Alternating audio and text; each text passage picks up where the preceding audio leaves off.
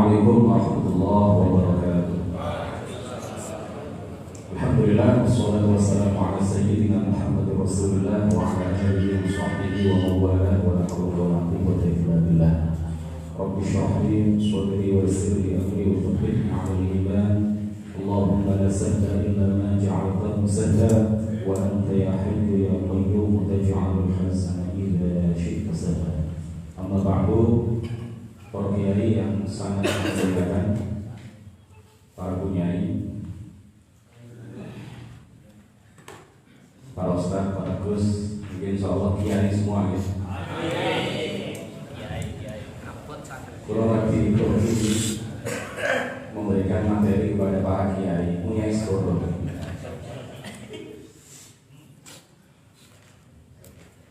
Kiai itu Darwin Gustur itu titik mangane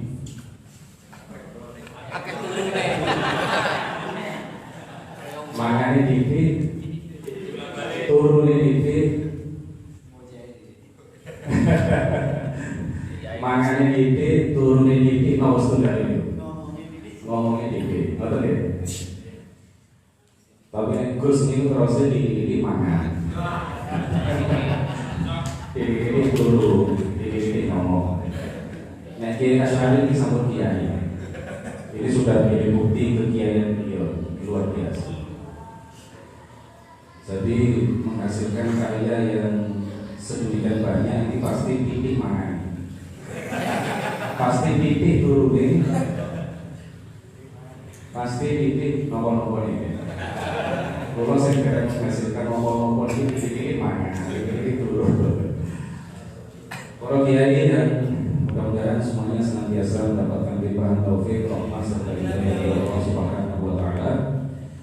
Di hadapan saya ini ada kitab yang masih langka, belum dijual bebas di toko-toko kitab di Indonesia. Kitab yang berisi panduan berdakwah, panduan bagi para mubaligh, panduan bagi para dai. Kitab yang dikarang oleh salah seorang ulama salaf. Kitab yang dikarang tidak hanya oleh seorang mujtahid, tapi juga oleh seorang wali min auliyaillah, yaitu Al-Imam Al-A'dham. Salah satu gelar beliau adalah Al-Imam Al-A'dham Abu Hanifah Nu'man ibn Thabit yang wafat pada tahun 150 Hijriah. Salah seorang ulama besar di kalangan tabi'in, dan menurut sebagian ulama beliau adalah tabaqahnya itu tabi'in. Tapi menurut banyak sekali para ulama, tabaqah beliau bukan tabi'in, tetapi beliau adalah salah seorang ulama di kalangan tabi'in yang tasik mengani beberapa orang sahabat. Kitab yang beliau tulis ini sebenarnya bukan kitab ya. Apa yang beliau tulis ini sebenarnya bukan kitab, tapi ini adalah sekadar, saya sering diingatkan oleh ahli bahasa, yang benar itu sekadar, bukan sekedar. Karena kata dasarnya itu kadar, bukan kedar, kan nggak ada di dalam KBBI. Kedar itu kan nggak ada, tapi lebih umum sekedar. Jadi apa yang beliau tulis ini adalah sekadar pesan tertulis yang beliau sampaikan kepada salah seorang santri beliau yang pamit pulang kampung untuk berdakwah di tengah-tengah masyarakat. Jadi santri beliau yang akan pamit pulang kampung ini namanya adalah Yusuf bin Khalid As-Samti. Yusuf bin Khalid As-Samti yang asal daerahnya itu dari Basrah dan akan pulang kampung kembali ke Basrah untuk terjun berdakwah di tengah-tengah masyarakat di Basrah. Imam Abu Hanifah itu domisilinya di Kufah. Beliau punya pesantren, ya kalau sama sekarang pesantren ya. Beliau punya pesantren besar di Kufah, santrinya dari berbagai daerah. Salah satunya adalah santri-santri yang berasal dari Basrah. Salah satu santri yang berasal dari Basrah yang nyantri kepada beliau di Kufah adalah murid beliau, santri beliau yang bernama Yusuf bin Khalid Ketika beliau pamit pulang, Imam Abu Hanifah mengatakan, jangan pulang dulu sebelum aku meluangkan waktu untuk menulis pesan kepadanya. Beberapa waktu setelah itu beliau menulis, tidak panjang, berapa halaman itu? 4 halaman, tapi itu kalau dijabarkan satu persatu 1 jam tidak cukup. 1 jam berarti. Oke, 1 jam tidak cukup. Silakan nanti saya mengkaji kitab ini di channel YouTube saya. Monggo mampir sekalian promosi ini. Rahmat Abu Nabiyin. Rahmat Abu Nabiyin. Saya kaji mulai awal, kemudian sudah 16 seri yang sudah saya upload di YouTube ini. Satu sesi atau satu seri rata-rata mungkin antara 40 sampai 45 menit. Jadi penjelasannya nanti di situ. Pada pagi hari yang berbahagia ini, alhamdulillah saya bisa belajar bersama dengan panjenengan semua. Ini wajah-wajah yang alhamdulillah tidak asing lagi, mungkin pernah bertemu dulu ya. Entah itu waktu saya berdiri atau mungkin dulu di alam arwah. Pernah bertemu di alam arwah, jadi wajah-wajah yang familiar, wajah-wajah yang tidak asing lagi, alhamdulillah. Mudah-mudahan pagi ini kita termasuk orang-orang yang bisa menikmati kebersamaan kita sebagai saudara-saudara yang tidak hanya seiman, seislam, tapi juga semisi, sevisi, seperjuangan, sama-sama ingin supaya ajaran-ajaran dan akidah aswaja menusantara bahkan mendunia sebagai ajaran-ajaran yang dianggap oleh mayoritas umat. Para kiai yang sangat kami muliakan, insya Allah kami hanya ingin mencuplik beberapa poin yang beliau sampaikan. Jadi ini luar biasa Imam Abu Hanifah. Kalau sekarang santri pamit pulang kepada kiainya, kemudian kiai mengatakan jangan pulang dulu sebelum aku menyampaikan pesan kepada kamu. Mungkin pesannya dikirim lewat WA ya, atau mungkin lewat status Facebook gitu. Jadi statusnya Imam Abu Hanifah ini akhirnya menjadi kitab. Dan ini sama dengan statusnya Ustaz Asy'ari, itu status sebenarnya dengan status WA. Dikirim ke grup-grup WA, akhirnya jadi kitab, luar biasa, Masya Allah. Mudah-mudahan terus berkarya. Jadi apa yang beliau tulis ini kemudian menjadi kitab, dan yang ada di hadapan saya ini adalah syarah pertama. Belum ada yang menyarai apa yang ditulis oleh Imam Abu Hanifah, kecuali Syekh Jamil Halim Al-Husaini yang kemudian menyarai apa yang beliau tulis itu, apa yang ditulis oleh Imam Abu Hanifah itu, kemudian memberi judul syarah ini dengan judul Irsyadul Anam Bisyarhi Wasaya Abi Hanifah al-Imam. Irsyadul Anam Bisyarh Wasaya Abi Hanifah al-Imam. Keinginan saya meniru apa yang sudah rutin dilakukan oleh Ustaz Asy'ari atau Ustaz Asy'ari atau Asy'ari. Namanya Asy'ari tapi lebih suka disebut Asy'ari. Tapi kalau di sini Asy'ari. Maunya saya kepingin meniru apa yang beliau lakukan. Jadi setiap hari mengambil satu makalah dalam kitab ini, kemudian memberikan penjelasan singkat, pointer-pointer gitu ya, diurutkan sistematis pembahasannya sesuai dengan apa yang dilakukan oleh Ustaz Asy'ari ketika menyarai Surah Al-Tauhid, kemudian Al-Arba'in An-Nawawiyah, kemudian Aqidatul Awam, alhamdulillah, kemudian sekarang Fathul Qarib, takrib ya, takrib Fathul Qarib, takrib matan ya, masih matan. Nah ini kalau kita bedah, kemudian kita cuplik setiap hari satu makalah dari beliau, satu kalimat dari beliau, kemudian kita jelaskan, kemudian kita upload di grup-grup WA, alangkah bermanfaatnya. Mudah-mudahan yang nggak tahu saya atau nanti Ustadz Asy'ari, dulu pernah kami awali beberapa makalah, tapi setelah itu mandek karena belum kiai, jadi masih gus ini ya. Kalau Ustadz Asy'ari ini sudah kiai, makanya kemudian terus ya seperti ini, sehingga alhamdulillah manfaatnya luar biasa. Para kiai yang saya hormati, ini langsung saja akan saya kutip salah satu makalah dari beliau yang beliau tulis di dalam kitab ini. Langsung ke apa yang beliau katakan, halaman ini 1, halaman 2 baris ke paragraf kedua ya. Tsumma qala Abu Hanifah rahimahullah idza dakhalta al-Basrata niku. Tsumma qala Abu Hanifah rahimahullah idza dakhalta al-Basrata wastaqbalaka an-nas wazaruka wa 'arafu haqqaka fa anzil kulla rajulin minhum manzilatah. Nah, ini saja kita coba kita bedah sedikit. Kula maca syarahe mawon saya enteng.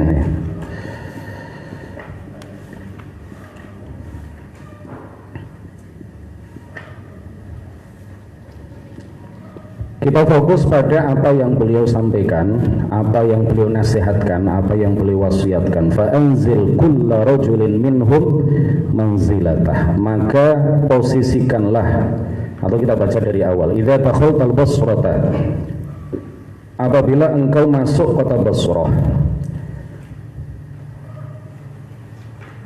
pulang kampung, masuk ke kota Basrah, ke kota asal beliau, ke kota asal santri beliau ini yang bernama Yusuf bin Khalid As-Samti. Idza dakhaltal Basrata, jika engkau masuk kota Basrah, wastaqbalaka an-nasu, dan masyarakat di sana menyambutmu, wazaruka, dan mereka mulai mengunjungimu, wa'arafu haqqaka, dan mereka sudah mengetahui hakmu, sudah mengetahui keilmuanmu, fa'anzil kulla rajulin minhum manzilatah, maka posisikanlah masing-masing dari masyarakat di Basrah itu sesuai dengan posisinya. Jangan diperlakukan sama, jangan bergaul dengan mereka dengan cara yang sama, tapi masing-masing dari mereka pergaulilah dengan cara yang berbeda-beda sesuai dengan tingkatan masing-masing. Ini nasihat ini diambil oleh Imam Abu Hanifah dari sebuah hadis yang diriwayatkan di dalam kitab As-Sunan, ya, Sunan Abi Dawud, bahwa Sayyidatuna Aisyah radhiyallahu anha marra biha sa'ilun. Suatu ketika ada seorang peminta-minta yang melewati beliau, fa'atathu kisratan, maka kemudian Sayyidah Aisyah memberikan kisrah. Apa kisrah itu ya? Secuil roti kepada peminta-minta itu. Setelah itu kemudian wa marra biha rajulun alaihi thiyabun wa hay'atun. Kemudian dalam kesempatan yang lain ada seseorang yang memakai baju yang bagus, wahayatun, ya, thiyabun wahayatun, seorang laki-laki yang pakai baju yang sepertinya ya kalau zaman sekarang pakai jas gitulah ya, pakai baju yang bagus, sepertinya ini orang yang terhormat.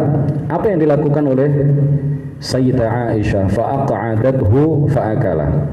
Kemudian Sayyidah Aisyah mempersilahkan orang tersebut untuk duduk di majelis beliau, fa'akala, lalu dipersilahkan untuk makan. Faqila laha fi dzalika, lalu Sayyidah Aisyah ditanya, kenapa engkau memperlakukan peminta-minta itu seperti itu, kemudian engkau memperlakukan orang yang terhormat itu seperti itu?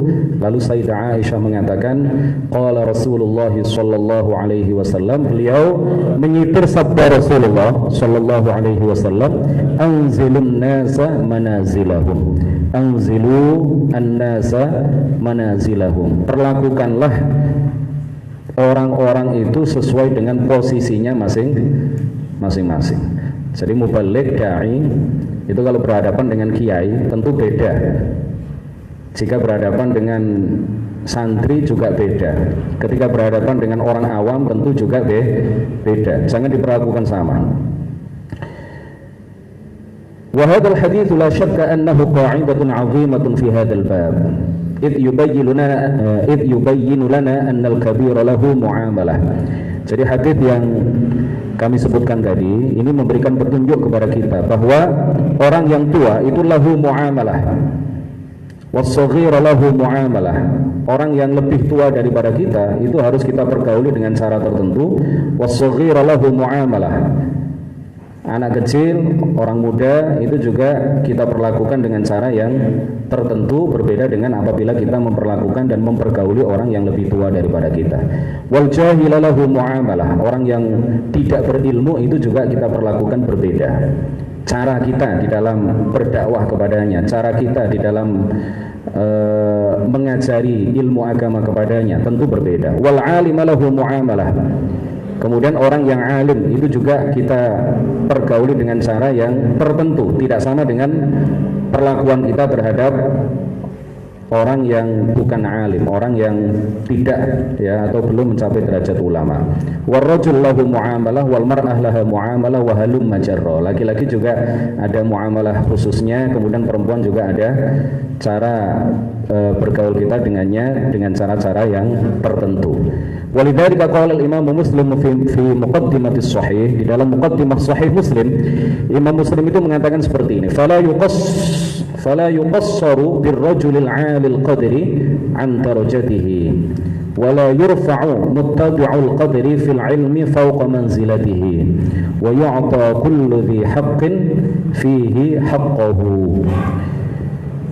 Jadi jangan sampai kita ceroboh di dalam mempergauli orang yang tinggi derajatnya. Jangan sampai kita mengurangi derajatnya. Orang yang alim tentu kita perlakukan berbeda dengan perlakuan kita kepada orang yang tidak alim.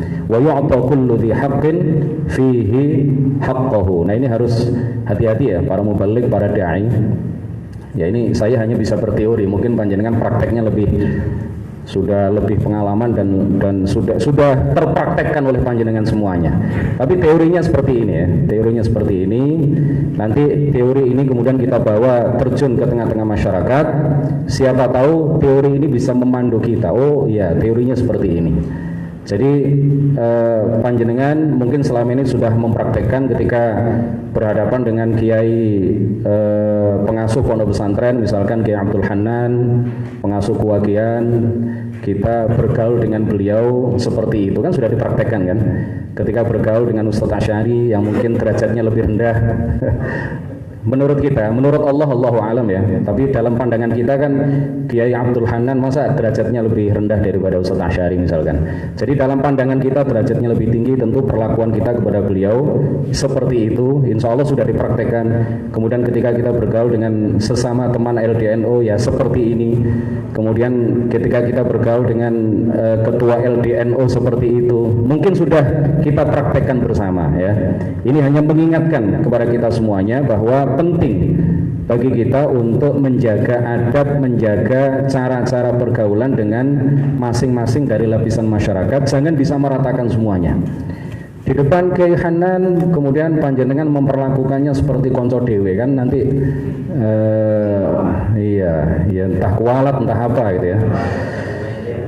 Atau kepada Ustadz Asy'ari diperlakukan seperti Kiai Hanan ya, saung kan jangan lapo-lapo, saung kan boleh nggak berjalan program di LDN kan juga nggak tepat itu ya, nggak bagus.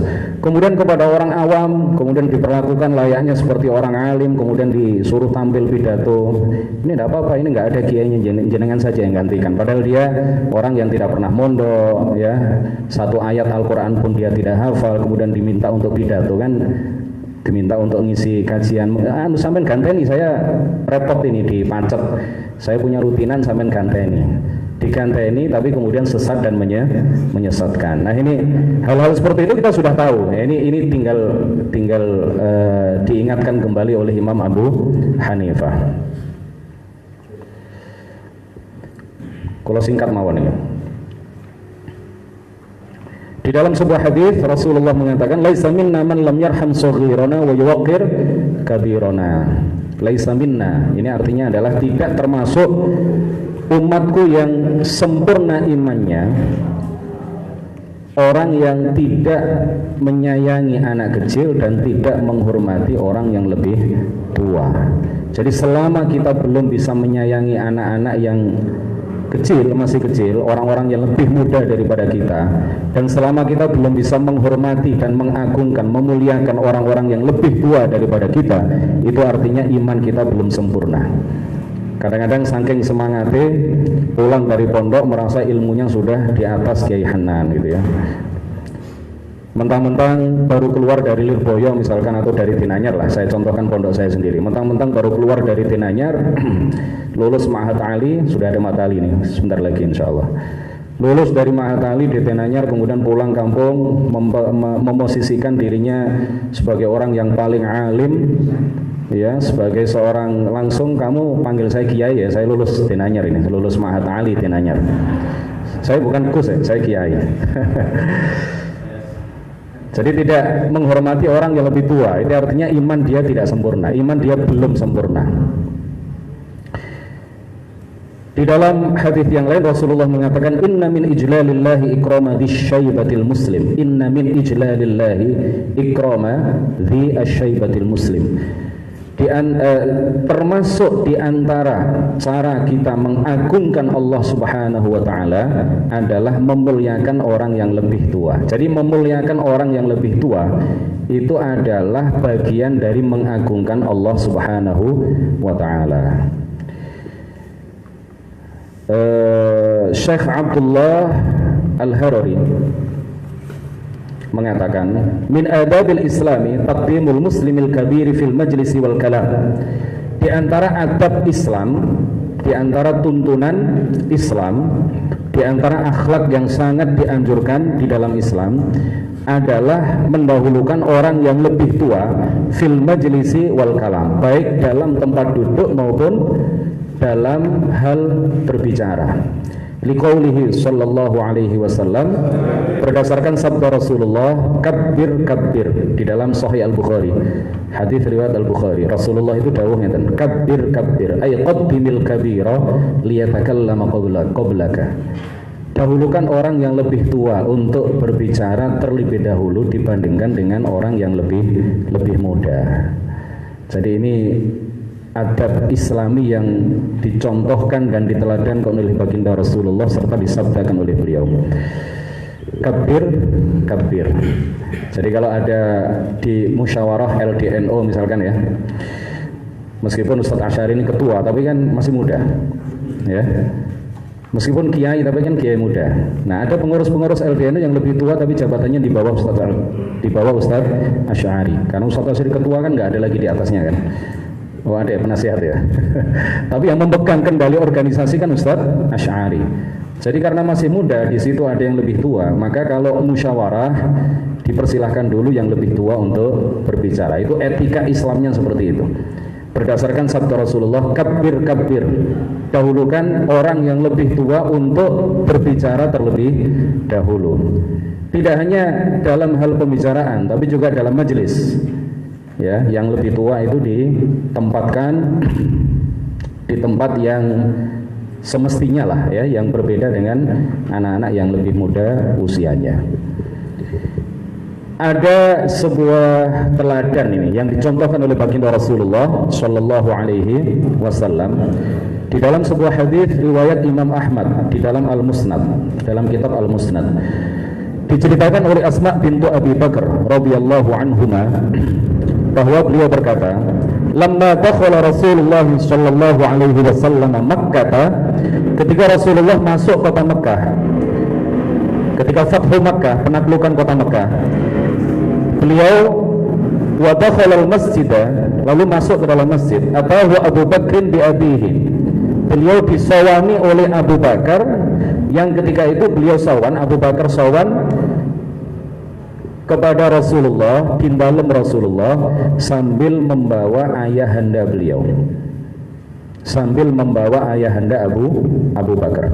Falamma ra'ahu Rasulullah sallallahu alaihi wasallam, ketika Rasulullah melihat bahwa Abu Bakar itu sawan kepada Rasulullah membawa ayahanda beliau, Rasulullah kemudian dawuh begini, ya, ini teladan beliau.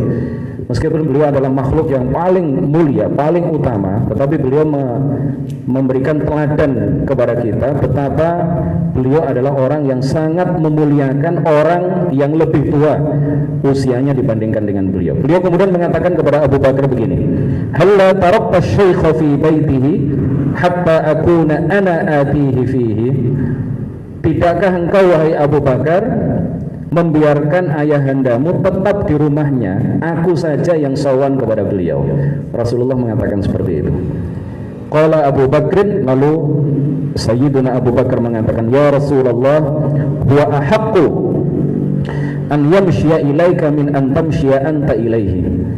Dia lebih berhak untuk menuju, untuk sawan kepada panjenengan dibandingkan dengan dia, daripada dia sawan kepada panjenengan. Abu Bakar yang mengatakan, tapi Rasulullah kan ingin supaya ayahanda Abu Bakar itu tetap di rumahnya, biarlah Rasulullah saja yang datang sawan kepada ayahanda beliau, karena ayahanda Abu Bakar tentu lebih tua daripada Rasulullah. Fa'ajlasahu baina yadayhi. Lalu Rasulullah mempersilahkan ayahanda Abu Bakar untuk duduk di hadapan beliau. Tsumma masaha sadrahu, kemudian mengusap dada ayahanda Abu Bakar. Lalu Rasulullah mengatakan, "Aslim." Masuk Islamlah. Fa aslama. Lalu ayahanda Abu Bakar masuk Islam. Nah, itu cerita mengenai Islamnya ayahanda Abu Bakar ketika sesaat setelah penaklukan kota Mekah.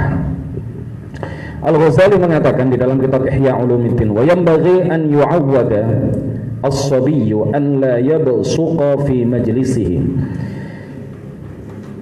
Ini pensyarah kitab ini menjelaskan kepada kita bagaimana kita bergaul dengan beberapa lapisan masyarakat. Dengan orang yang lebih tua, tadi sudah diceritakan hadisnya. Nah, sekarang beliau mengutip perkataan Al-Imam Al-Ghazali, bagaimana cara kita mendidik anak-anak dan membiasakan anak-anak untuk melakukan hal-hal yang sesuai dengan tuntunan Islam. Wa yanbaghi an yu'awwada as-sabiyyu an la yabsuqa fi majlisihi wa la yantakhita wa la yatatha'aba bi hadrati ghairihi. Dan hendaklah setiap anak kecil itu dibiasakan untuk tidak meludah di majelisnya. Di majelisnya di sini maksudnya di hadapan orang banyak ya. Hendaklah anak kecil itu dibiasakan supaya tidak meludah di satu majelis yang dihadiri oleh banyak orang. Wala yantakhita, dan tidak sisi dia mengeluarkan dahak atau mengeluarkan dahak dari mulut atau mengeluarkan dahak dari hidung. Wala yatatha'aba bi hadrati ghairihi, dan juga dibiasakan untuk tidak menguap di hadapan orang lain. Angel. Wong sing gedhe gak iso apa maneh arek cilik. Nggih, paling tidak ditutupi gitu ya, ditutupi atau diempet gitu. Wala yad'a rijlan ala rijlin. Nah, ini Imam Ghazali sudah mengajarkan seperti itu pada saat beliau masih hidup ya. Wala yad'a rijlan ala rijlin, dan tidak meletakkan satu kaki di atas kaki yang lain. Sakit dibayangkan ya. Meletakkan satu kaki di atas kaki yang lain. Apa namanya? Jikrak. Nggih. Wa yu'awwada an la yatakallama illa jawaban. Dan hendaklah seorang anak itu dibiasakan untuk tidak berbicara kecuali menjawab apa yang ditanyakan kepadanya. Wa biqadri su'al, dan menjawabnya juga jangan panjang-panjang. Biqadri su'al, sesuai dengan apa yang ditanyakan kepadanya. Kadang orang itu ditanya satu kalimat, jawabannya 20 kalimat.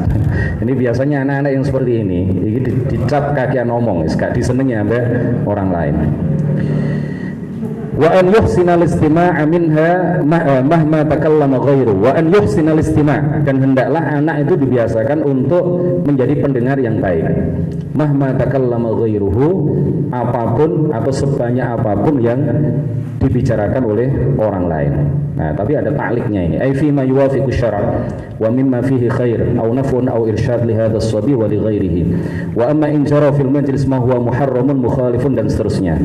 Jadi kalau apa yang dibicarakan oleh orang lain selama tidak menyalahi syariat, ya dengarkan saja. Ya, dengarkan, karena kita lebih muda daripada orang yang berbicara. Dengarkan saja. Tapi kalau apa yang dibicarakan meskipun oleh orang yang lebih tua daripada kita itu menyalahi syariat, maka kewajiban kita untuk mengingatkan. Wa an yakuna liman fawqahu, dan hendaklah berdiri bagi orang yang lebih tua darinya. Kalau ada yang datang yang lebih tua, kita berdiri, kita sambut. Ini akhlak-akhlak Islami yang sekarang mulai luntur ya. Anak tidak dididik sesuai dengan didikan orang tuanya, tetapi anak itu dididik oleh YouTube, dididik oleh Facebook, dididik oleh game, dididik oleh HP. Jadi orang tua ini jangan sampai kalah dengan didikan YouTube dan lain sebagainya itu.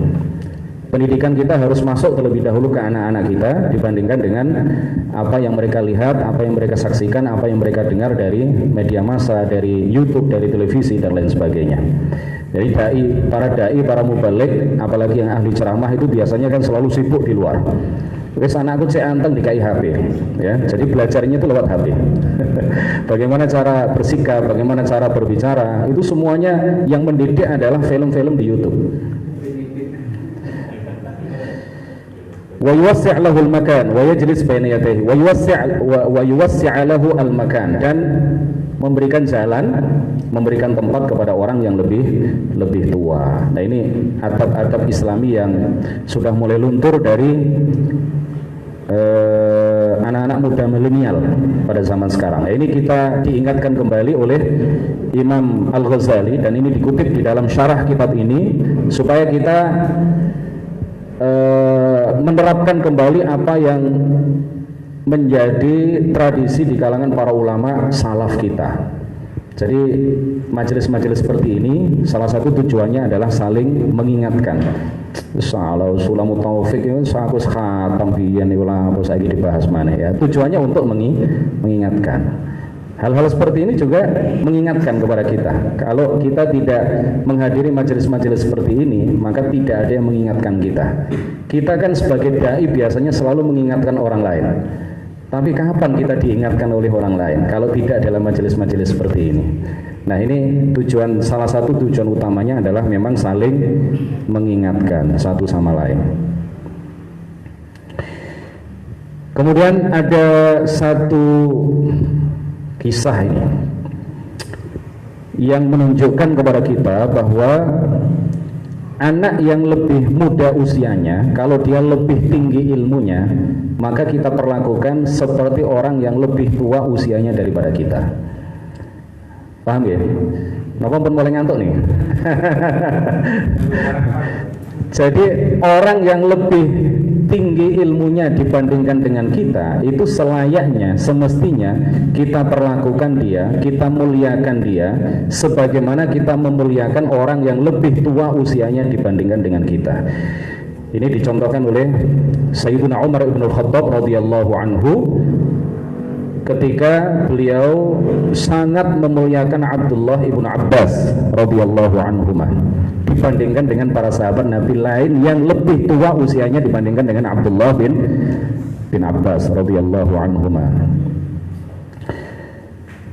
Diriwayatkan oleh Imam Ahmad radhiyallahu anhu dari sahabat Abdullah bin Abbas, beliau mengatakan, kana Umar bin Al-Khattab ya'dhanu li ahli Badr wa ya'dhanu li ma'ahum.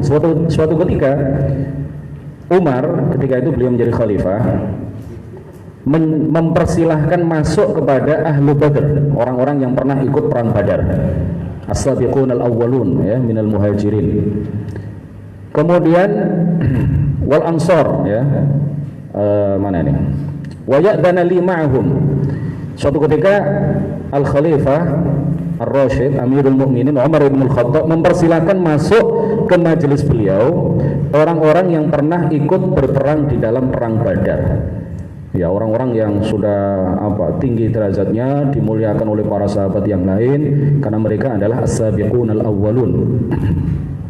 Mereka adalah orang-orang yang mula-mula masuk ke dalam agama Islam. Tapi kemudian Umar juga mempersilahkan saya untuk masuk ke dalam majelis beliau bersama mereka. Saya di sini maksudnya adalah Abdullah bin Abbas. Faqala ba'duhum. Kemudian sebagian dari ahlu Badr itu mengatakan kepada sebagian yang lain, ya'dhanu li hadzal fata ma'ana wa min abna'ina man huwa mithluhu, bertanya-tanya sebagian ahlu Badr kepada yang lain, bagaimana Umar ini dia mempersilahkan masuk Abdullah bin Abbas yang usianya sama dengan anak-anak kita. Faqala Umaru, kemudian Umar mengatakan, innahu mimman qad alimtum. Ya, Abdullah bin Abbas itu kan kalian tahu sendiri bagaimana keilmuannya, kata Sayyidina Umar. Kemudian Sayyidina Umar mengatakan, kemudian Abdullah bin Abbas mengatakan, fa'adina lahum dzata yaumin, suatu ketika dalam kesempatan yang lain Umar mengundang ahlu Badr, wa adina li ma'ahum, dan juga mengundang saya ke majelis yang sama. Lalu Umar bertanya kepada ahlu Badr tentang makna ayat idza jaa nasrullahi wal fath. Mereka kemudian menjawab, amarallahu nabiyyahu sallallahu alaihi wasallam idza futiha alaihi an yastaghfirahu wa yatuba ilaihi. Ayat ini memerintahkan, jawaban yang disampaikan oleh ahlu Badr, ayat ini memerintahkan kepada nabinya apabila diberi kemenangan oleh Allah untuk beristighfar kepada Allah dan minta ampun kepada Allah, untuk bertaubat kepada Allah. Lalu Umar bertanya kepada Abdullah bin Abbas, ma taqulu ya ibn Abbas, kalau menurut kamu wahai ibn Abbas, tafsir yang pas terhadap ayat ini apa? Qala qultu, Abdullah bin Abbas mengatakan, laisat kadzalik, tafsir yang benar terhadap ayat idza jaa nasrullahi wal fath itu tidak seperti apa yang dikatakan oleh ahlu Badr yang saat ini hadir di majelis yang sama bersama beliau. Walakinnahu akhbara nabiyyahu alaihi salatu wassalam bihuduri ajalihi. Jadi makna yang terkandung di dalam ayat ini adalah pemberitahuan dari Allah kepada nabinya bahwa Muhammad, nabi Allah, Rasulullah itu ajalnya sudah dekat. Faqala idza jaa nasrullahi wal fath. Lalu Abdullah bin Abbas mulai menafsirkan ayat ini. Al-Fath di sini artinya adalah Fathu Makkah. Jadi bukan kemenangan yang dalam konteks yang lain, dalam penaklukan kota-kota yang lain. Al-Fath di sini adalah kemenangan yang diraih umat Islam ketika berhasil menaklukkan kota Makkah. Wa ra'aitan nasa yadkhuluna fi dinillahi afwaja, dan kau melihat manusia berbondong-bondong masuk ke dalam agama Islam. Fadzalika alamatu mautika, dan itu adalah tanda semakin dekat kematianmu wahai Muhammad. Fasabbih bihamdi rabbika wastaghfir innahu kana tawwaba. Faqala lahum, lalu Sayyidina Umar mengatakan kepada ahlu Badr yang hadir di dalam majelis beliau itu, kaifa talumuni ala ma tarawun, bagaimana kalian mencaci aku ketika aku mengundang Abdullah ibn Abbas bersama kalian. Coba lihat keilmuannya lebih tinggi dibandingkan dengan kalian. Nah, jadi ini contoh dari beliau bahwa orang yang lebih muda usianya daripada kita, tapi kalau ilmunya lebih tinggi dibandingkan kita, itu mestinya kita perlakukan sama dengan orang yang lebih tua dibandingkan dengan kita. Kemudian di sini juga dikutip betapa para ulama zaman dulu itu saling memuliakan satu sama lain. Imam Syafi'i memuliakan Imam Ahmad, Imam Ahmad memuliakan Imam Syafi'i, saling mengunjungi satu sama lain, saling memuliakan satu sama lain. Padahal Imam Ahmad itu adalah santrinya Imam Syafi'i, tapi begitu Imam Ahmad sudah mencapai derajat mujtahid, maka Imam Syafi'i pun sangat mengagungkan dan memuliakan beliau. Di dalam sebuah bait syair dikatakan, qalu yazuruka Ahmadun wa tazuruhu Ahmadun, ya. Meskipun mamnu' min as-sarf, tapi kan karena syair ini ya, untuk menyesuaikan dengan wazannya.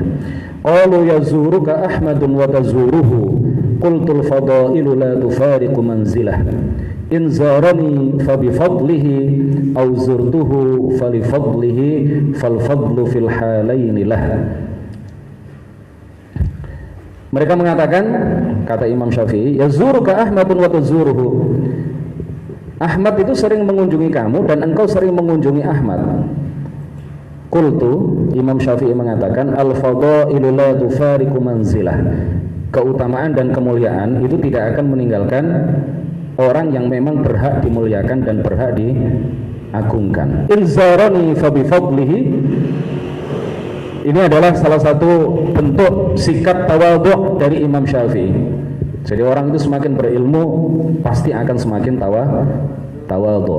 Orang kalau semakin berilmu semakin sombong berarti dia tidak meneladani apa yang disampaikan oleh apa yang diteladankan oleh Rasulullah dan para sahabatnya serta para ulama kita terdahulu. Imam Syafi'i mengatakan seperti ini.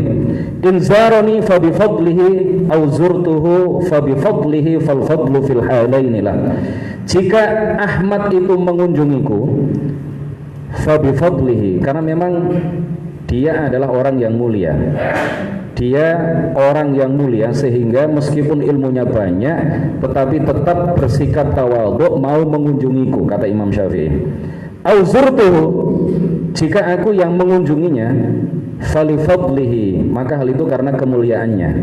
Saya mau mengunjunginya karena dia lebih mulia daripada saya, itu kata Imam Syafi'i.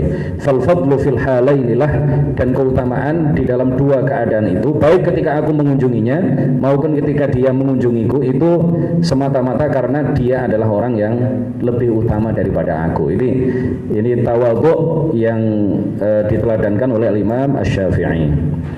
Waktunya tinggal berapa menit, Ustaz Asy'ari? Oh, moderator ya. Ini yang berhak menentukan waktu kan moderator. 30 menit lagi. Kita cuplik lagi perkataan beliau di makalah yang lain.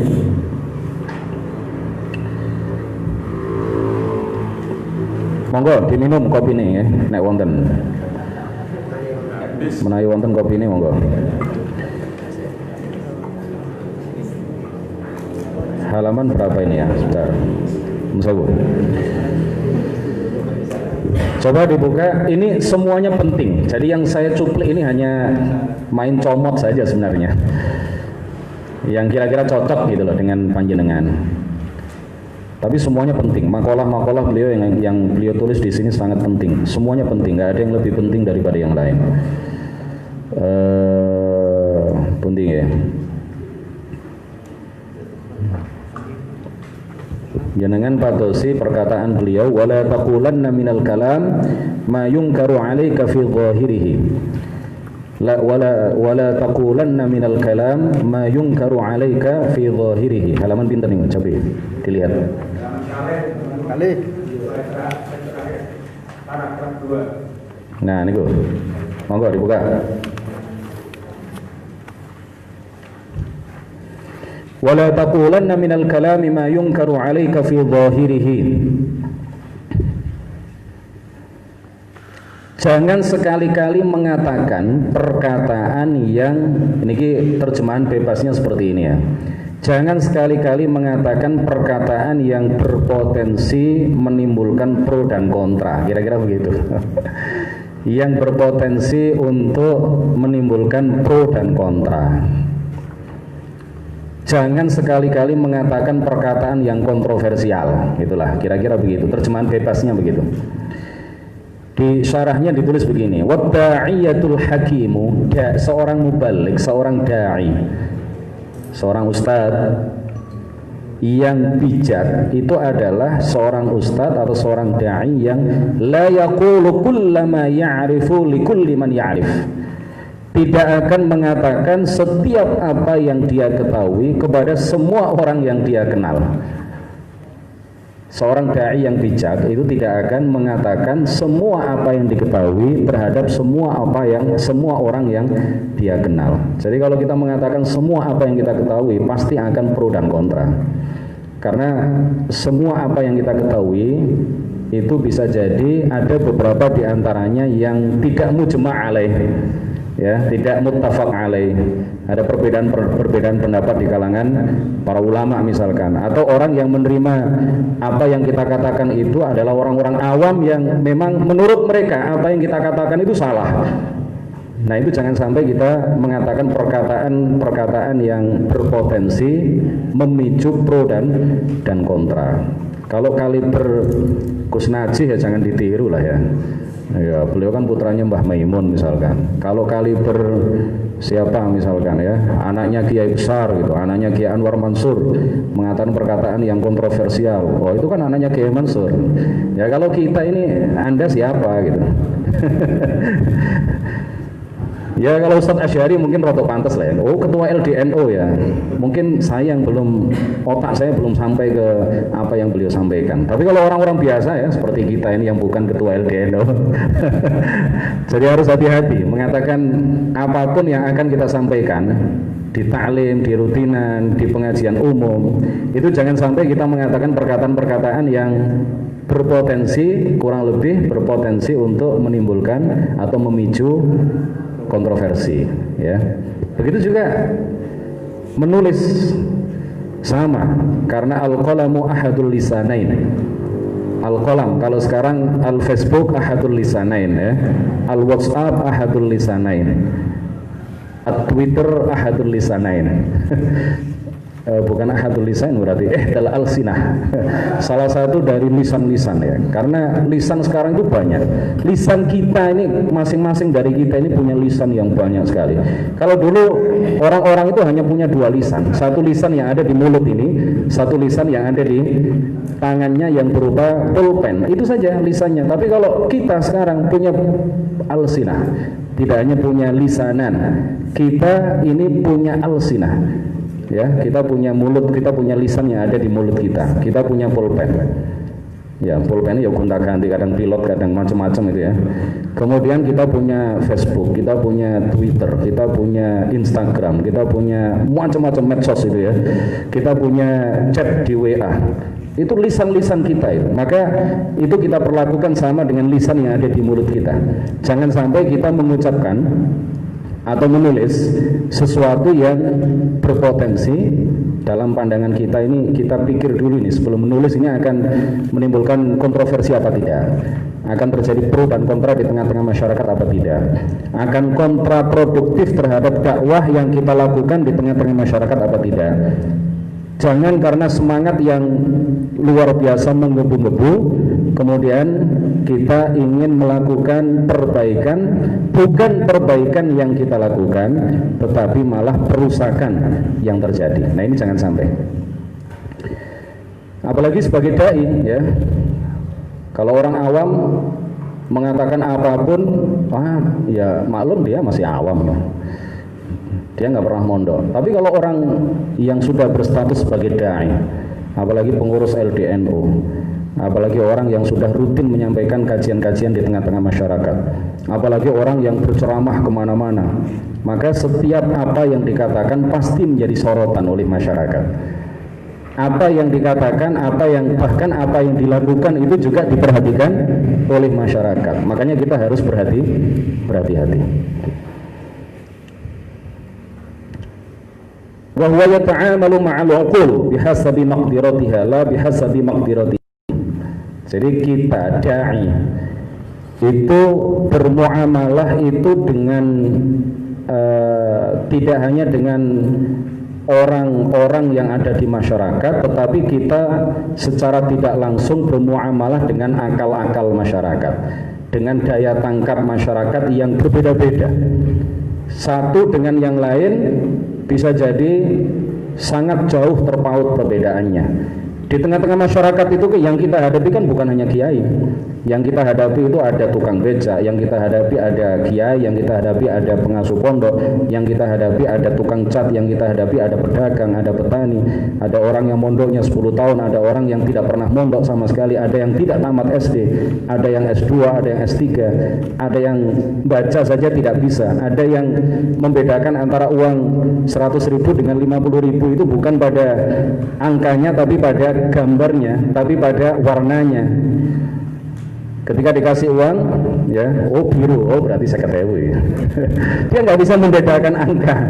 Itu ada orang-orang yang seperti itu di tengah-tengah masyarakat kita, itu ada. Oleh karena itu, yang kita hadapi itu bukan orangnya, tetapi daya serap mereka, akal mereka, pikiran mereka, hati mereka, pendengaran mereka. Makanya kita harus hati-hati di dalam berucap dan bertindak. Jadi ketika kita berbicara kepada masyarakat, itu harus kita sesuaikan dengan daya tangkap mereka, bukan daya tangkap kita. Jangan diukur dengan pikiran kita, akal kita, tetapi kita ukur sesuai dengan pemahaman mereka, sesuai dengan daya tangkap, daya serap, sesuai dengan pikiran dan hati mereka. Gitu. Makanya sebelum terjun berdakwah di masyarakat, penting sekali untuk mengetahui peta dakwah. Penting sekali untuk mengetahui peta dakwah. Jadi kalau panjenengan berdakwah, pertama kali menginjakkan kaki di satu tempat untuk berdakwah di situ, sebelum buka rutinan, sebelum ngajak orang-orang untuk belajar di majelis taklim kita, sebelum kita mendirikan pondok, maka kita harus pertama-tama yang kita lakukan adalah mengetahui peta dakwah di masyarakat sekitar.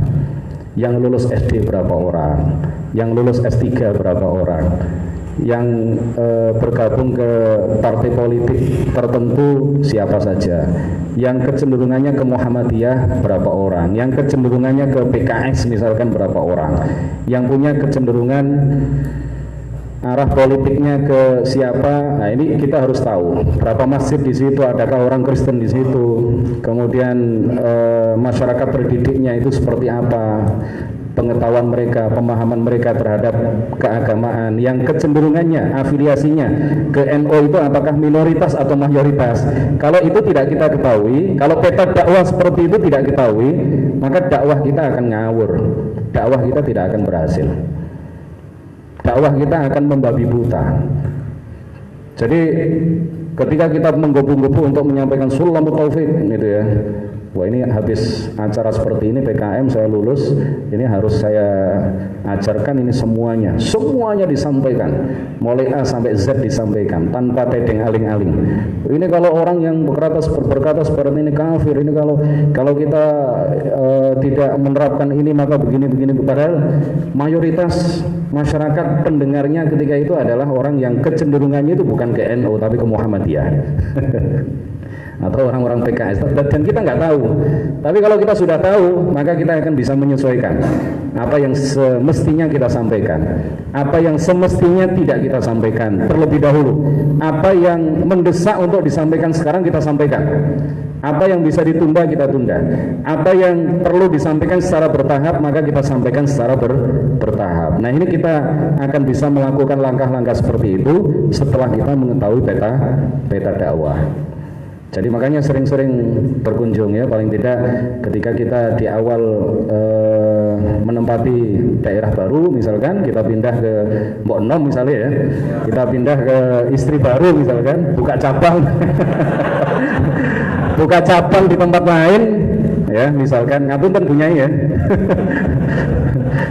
wah kayak enak kalau punya ini tapi biasanya nih ya.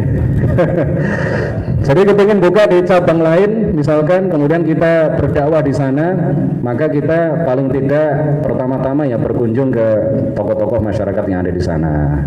Kita gali peta dakwah di tempat yang baru kita tempati itu seperti apa. Kita menggalinya dari tokoh-tokoh masyarakat, dari kepala desanya, dari kepala dusunnya. Kita kunjungi mereka.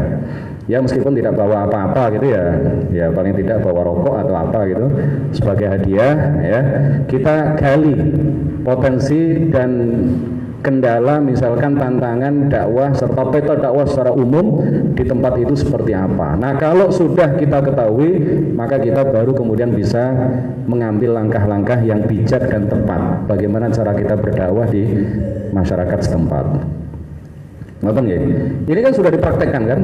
Hal-hal seperti ini kan ilmu katon saja. Ini sudah, saya yakin semuanya sudah mempraktekkan, tapi ini mengingatkan kepada kita semuanya ya.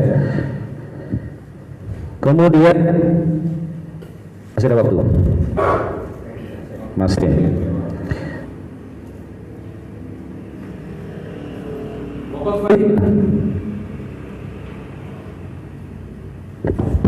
Oh. Ini PKM nanti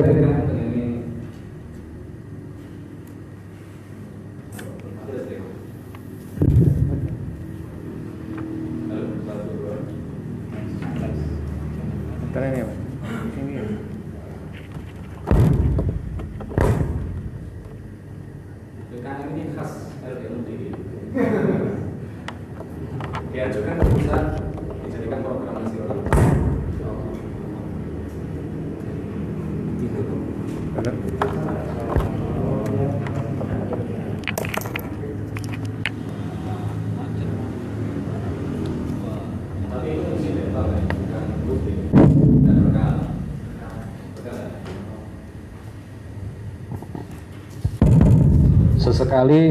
Sekali mangke PKM di kantor MWC NU Trawas, bagus juga.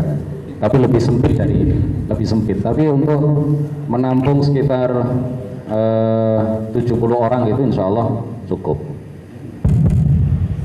Biasa digunakan juga untuk acara-acara semacam ini ya. Ansor, IPNU, IPPNU biasa mengadakan acara di sana. Halo, Waqad fahima Ibnu Abbas radhiyallahu anhuma qaul Allah Ta'ala walakin kunu rabbaniyyin. Di dalam Al-Qur'an wonten dawuh Gusti Allah walakin kunu rabbaniyyin. Jadilah kalian ulama-ulama yang rabbani. Ibnu Abbas mengatakan ay kunu ulama fuqaha. Kawena. Nggih. Boten stabil napa? Halo, 1 2.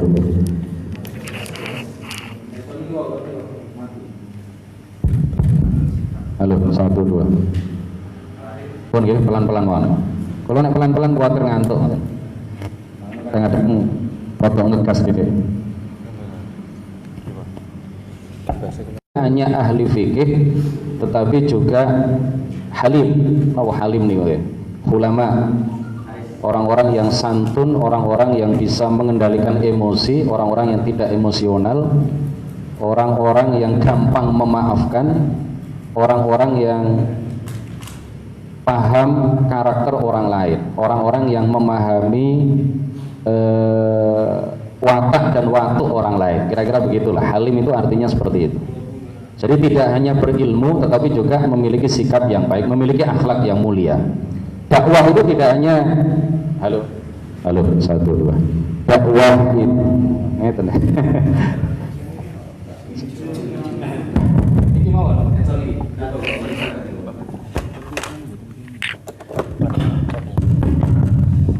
Tes.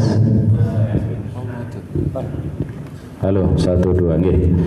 Jadi dakwah itu tidak hanya butuh fikih, butuh ilmu tetapi juga butuh akhlak yang mulia. Al-Bukhari mengartikan Rabbani yang difirmankan oleh Allah Subhanahu wa ta'ala di dalam surat Al-Imran itu dengan makna Ar-Rabbaniyyu, kata Imam Al-Bukhari di dalam kitab Sahih Al-Bukhari. Beliau mengatakan ay alladhi yurabbin nasa bi sigharil ilmi qabla kibarihi. Seorang alim yang Rabbani adalah seorang alim yang mendidik manusia dengan ilmu yang kecil-kecil terlebih dahulu sebelum ilmu-ilmu yang besar. Belajar Sulamut Taufik terlebih dahulu sebelum Hikam. Belajar takrib dulu sebelum Fathul Qorib. Belajar Fathul Qorib dulu sebelum Fathul Mu'in. Jadi kalau ada kiai yang langsung mengajarkan Fathul Mu'in kepada santrinya berarti dia bukan Rabbani. Kalau ada kiai yang kalau ada rutinan, awal rutinan, bukan rutinan yang sudah puluhan tahun, awal buka rutinan langsung yang dikaji adalah Ihya Ulumuddin. Itu berarti bukan ulama yang Rabbani. Ulama yang Rabbani itu ulama yang mendidik masyarakat dengan ilmu yang kecil-kecil terlebih dahulu sebelum ilmu yang besar-besar. Pas ini Sulamut Taufik ya, mensulam taufikkan para mubalik dan memubalikkan Sulamut Taufik. Ini sudah pas sekali ini. Karena ini memang yang diamanatkan dan diwasiatkan oleh Mbah Hashim. Santri pemula itu harus paham Sulamut Taufik dan Bidayatul Hidayah ya. Ada 2 kitab yang disebutkan oleh beliau di dalam Adabul Alim wal Muta'allim, santri pemula. Jadi kita ini kalau mengajar pertama kali ya Sulamut Taufik ini yang kita ajarkan sebelum kitab-kitab yang lain. Sudah pas, di PKM ini sudah pas. Kitab Sulamut Taufik dibedah mungkin durasi waktunya lebih banyak daripada materi-materi yang lain. Tapi kan tidak sampai khatam ya. Tapi ini kan merangsang ya, supaya panjenengan terangsang untuk mengajarkan kitab ini di tengah-tengah masyarakat. Jadi biasanya mungkin rangsangannya itu kurang, sehingga motivasi untuk mengajarkan Sulamut Taufik itu juga tidak begitu besar ya. Motivasi kita sebagai wah ini kan kitab terlalu kereng ini. Loh itu yang diamanatkan Mbah Hashim. Ya memang harus dikerengi sejak awal supaya tidak ngelender orang-orang itu. Harus kereng sejak awal memang. Jadi kitab ini terkenal dulu labelnya adalah kitab yang keren ya. Ini tingkatannya udah tinggi ini. Kalau di pondok, di beberapa pondok saya survei itu kitab ini diajarkan di tingkat aliyah. Padahal pondok itu punya MTS dan punya madrasah aliyah. Kitab ini diajarkan di aliyahnya. Di MTS-nya kitab apa? Ya yang ringan-ringan Ustaz. Oh, kitab Sulamut Taufik apa enggak? Kitab ringan, berat itu Ustaz, terlalu kereng itu katanya. Padahal inilah yang diamanatkan oleh Mbah Hashim bagi para santri pemula untuk memahaminya. Nah kita sebagai yang sudah dikiaikan di masyarakat kita, yang sudah diustadkan, yang sudah dipanggil guru, maka yang kita ajarkan pertama kali ya kitab ini, kitab Sulamut Taufik ini. Ini sudah pas ini, luar biasa ini. Ini jadi amal jariah Kiai Asy'ari ini nanti ya.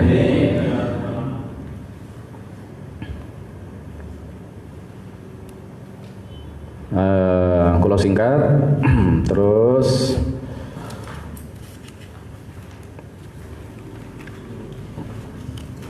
gak iso disingkat ya. Wah, penting nih.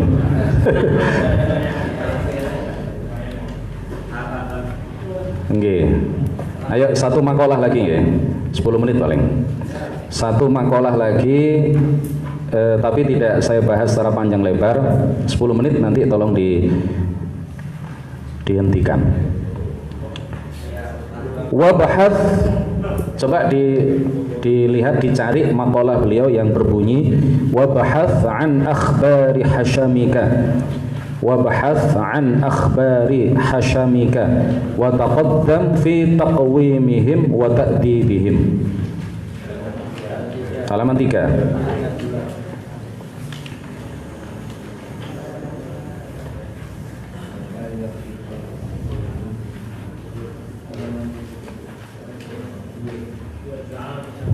Wabhath an akhbari hashamika wa taqaddam fi taqwimihim wa ta'dibihim. Ini Imam Abu Hanifah memberikan nasihat kepada kita, seberapa sibuk pun kita di luar, seberapa banyak aktivitas kita di luar sebagai dai, sebagai orang yang terjun di tengah-tengah masyarakat, jangan sampai lupa untuk mendidik keluarga sendiri. Ini penting untuk kita saling mengingatkan satu sama lain. Biasanya kalau dai-dai penceramah itu anaknya koter gitu, anaknya tidak terurus, anaknya nakal ya, waktu kecil anaknya nakal karena tidak dididik sendiri, dipasrahkan ke pembantu atau dipasrahkan kepada santri. Ini kalau nakal, wah ini mumpung bukan ayah saya, bukan ibu saya yang ngawasi, santri ini pasti nuruti setiap apa yang saya mau, akhirnya menjadi nakal gitu. Nah ini yang tidak kita inginkan. Sesibuk apapun kita di luar, jangan sampai melupakan untuk mendidik keluarga. Wabahath an akhbari hashamika. Al-hasham itu secara bahasa adalah al-hashamu hum khassatur rajuli alladzina yaghdabuna li ghadabihi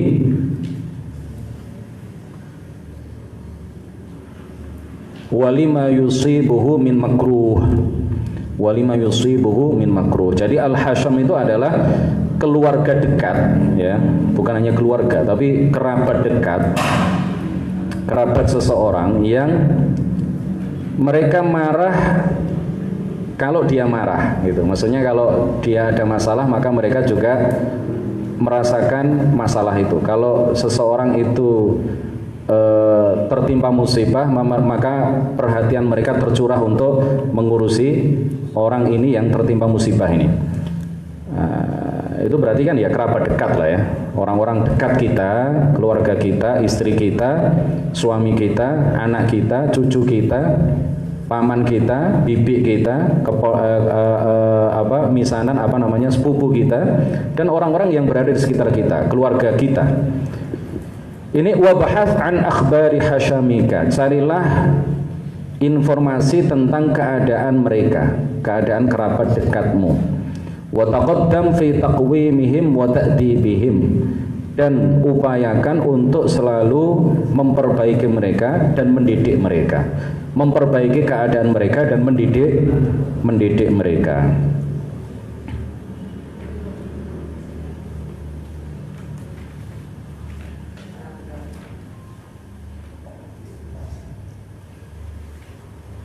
Di sini ada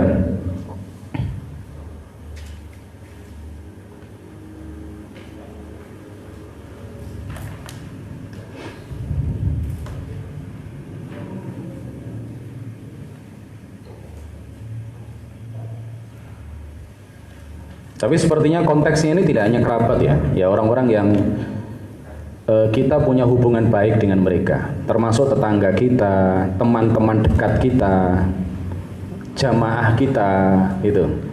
Kemudian orang-orang yang sering ngaji kepada kita, orang-orang yang aktif ikut rutinan kita, itu yang kita prioritaskan bagi kita untuk mendidik, melakukan pendidikan kepada mereka. Saya kira itu ya. Ini panjang ya ternyata keterangannya ini. Sekilas apa ini, bukan bedah kitab ya, karena tidak kita uraikan secara global, tetapi kita pilih cuplikan dari beberapa maqalah Al-Imam Al-A'zam Abu Hanifah Al-Wali Al-Mujtahid. Apalagi gelar yang layak untuk beliau, banyak gelarnya. Beliau lebih tinggi dari profesor doktor lah ya. Beliau adalah kiainya kiai, syekhnya syekh, syekhnya para syekh, salah seorang mujtahid besar, salah seorang tabi'in yang berguru kepada beberapa orang sahabat, dan keilmuannya luar biasa ya. Mazhab beliau diikuti oleh jutaan umat Islam dari masa ke masa di berbagai belahan dunia. Mudah-mudahan kita dapat barokah beliau dengan membaca salah satu kitab atau salah satu tulisan yang pernah beliau tulis sebagai pesan atau wasiat kepada salah seorang santri beliau yang pamit pulang kepada beliau untuk pulang kampung ke kampung halamannya. Selanjutnya adalah tanya jawab ya, tanya jawab seputar apa yang kita kaji atau ya seputar bebas ya. Pokoknya nanti kalau pertanyaan ringan yang jawab saya, kalau pertanyaan berat saya limpahkan ke Ustadz Asyari sebagai tuan rumah. Monggo.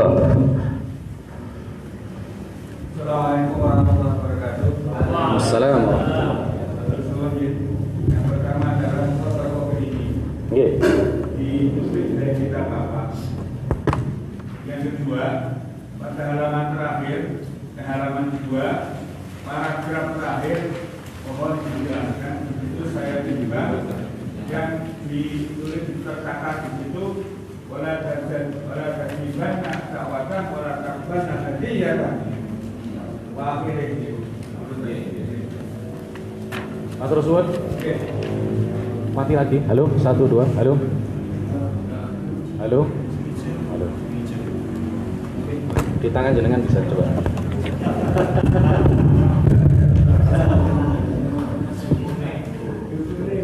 Nggih, niki adalah matan kitab. Sebenarnya nggak ada judulnya. Halo, 1 2. Imam Abu Hanifah itu punya beberapa karya. Di antaranya adalah Al-Fiqhul Akbar yang sangat terkenal itu. Kemudian ada lagi Al-Alim Wal-Muta'allim juga sangat terkenal, sudah dicetak, beredar ya di banyak negara.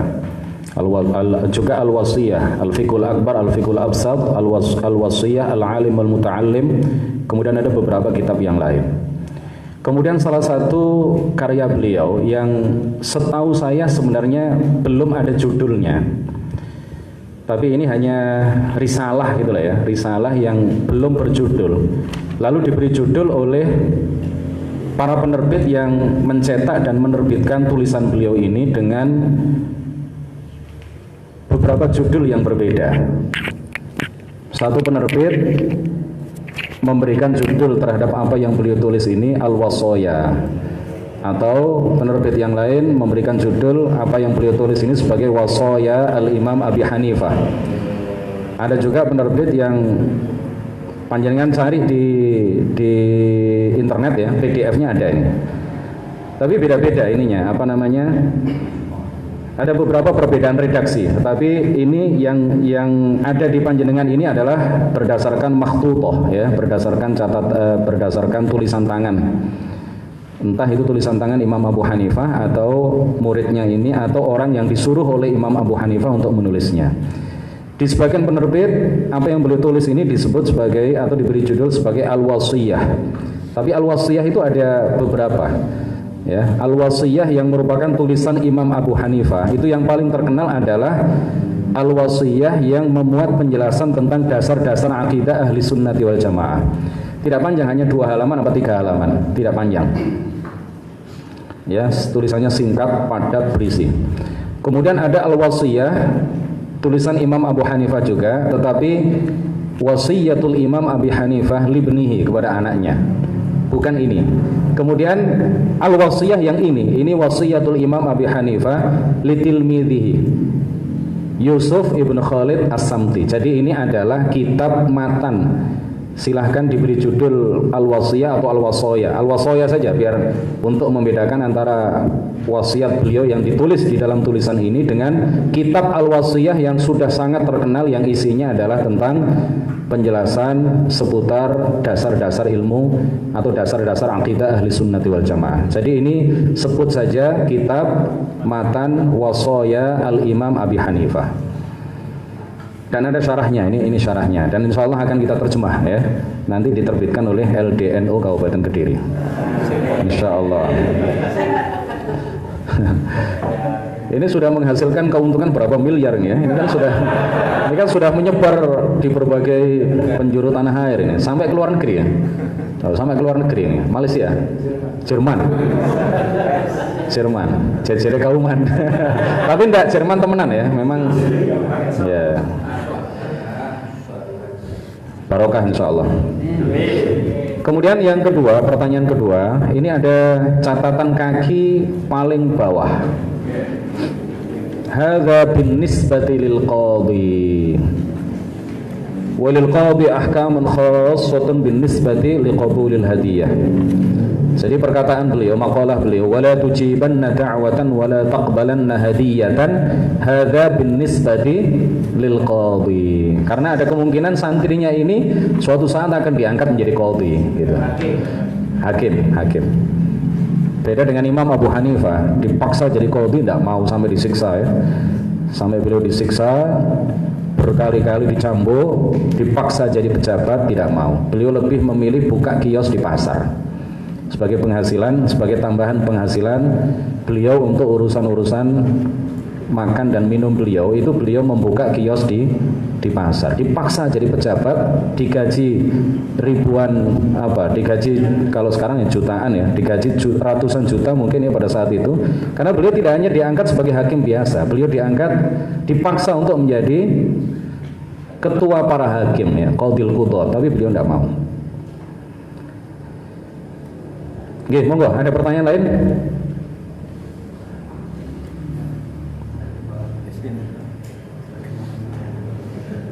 Jadi beliau ini tidak hanya wali, tidak hanya mustahid, tapi juga zahid, wari' ya, wari' zahid. Seorang yang wara', seorang yang zuhud. Insyaallah tulisan-tulisan beliau juga ini kalau kita kaji, kita dapat barokah beliau. Nggih.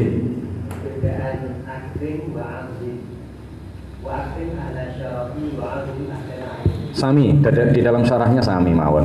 Nggih. Al-ikram wa ta'zim itu sami. Ini pemilihan kata supaya lebih enak dibaca, supaya lebih enak didengar gitu ya.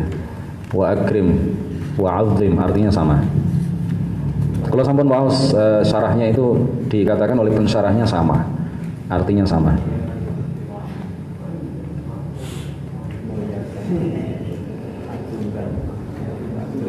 Niki mangke saged dikhatamkan kepada Ustadz Asy'ari ya. Ini nanti dilanjutkan oleh beliau. Cek ono alasan ngaji kitab Wasoya atau Wasiyatu Al-Imam Abi Hanifah. Kapan-kapan. Beliau saja, nggak usah saya.